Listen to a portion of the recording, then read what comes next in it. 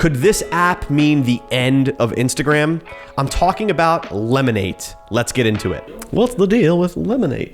Lemon8 is a brand new social media app that's owned by ByteDance, the company behind TikTok. It was launched in 2020 and is now making its way over to the United States, gaining some serious popularity. So what makes this app so special? Well, think about it like if Pinterest and Instagram had a baby.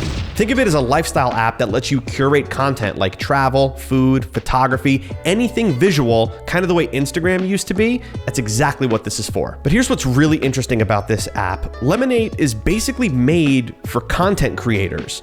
It kind of lacks the social element that Facebook, Instagram, and TikTok have, and it's more about showing off your style, your lifestyle, and the things that interest you as a creator. So if you're looking to build a following around showing off your work, this might be the app for you. When it comes to privacy, that's something that we're all concerned about, I'm sure, but it does share the same algorithm as TikTok.